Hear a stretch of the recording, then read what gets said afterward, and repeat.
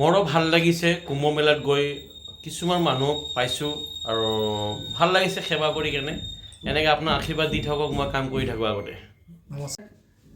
এইবাৰ যি মহাকুম্ভ মেলা আয়োজন হ'ল 144 বছৰৰ পিছত এই মহাকুম্ভ মেলাত যোৱাৰ কাৰণে আমাৰ ভাগ্য হৈছিলে আৰু ভাগ্য হোৱাত আমি গৈ 16 নম্বৰ ছেক্টৰত আছিলোঁ আৰু হঠাৎ গা ধোৱাৰ পিছতে আমাৰ যথেষ্ট চৰ্দি জ্বৰ এনেকুৱাকৈ আহি গ'ল মানে একদম ভাবিব নোৱাৰা এটা অৱস্থা তাৰপিছত তাতে যিহেতু ওচৰত পটকৈ ডক্টৰো নাপায় আৰু সেই একেটা ছেক্টৰতে সঞ্জু দত্ত আৱিষ্কাৰ তেওঁ আমাৰ ওচৰতে আছিলে মই তেওঁক চিনি পোৱা নাছিলোঁ তেওঁ নিজেই আহি অকণমান ট্ৰিটমেণ্ট এটা দিলে অকণমান তেলেৰে অকণমান লগাই দিছে তাৰপিছতে যথেষ্টখিনি মই আৰাম পাইছোঁ আৰু তাৰ কাৰণে আজি আপোনাসৱৰ ওচৰতো এইটো কথা ক'ব আহিছোঁ খুব ভাল এটা থেৰাপি নেচাৰেলভাৱে তেওঁ চলিবৰ কাৰণে আনকো উপদেশ দিয়ে নিজেও তেনেকুৱাকৈ চলি আছে খুব ভাল আৰু এনেকুৱা এটা পৰিৱেশত সেইটো কাৰণে মই সেইদিনাই কৈছিলোঁ যে আমাৰ মাহী এগৰাকীৰ মানে ভৰিৰ বিষ হৈ আছিলে আৰু সেই বিষত মই লৈ আহিম বুলি তেওঁক কথা দিছিলোঁ আৰু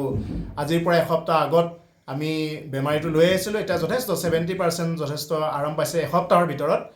যি নেকি এবছৰৰ পৰা ভুগি আছিলে গতিকে আৰু এইখিনিও ভাল পাব বুলি এটা আশা ৰাখিছোঁ আৰু আপোনাসৱকো কৈছোঁ এওঁৰ ভাষাৰে যাতে আমি প্ৰকৃতিৰ লগত চলিব পাৰোঁ নমস্কাৰ মই হিমাংশু নাথ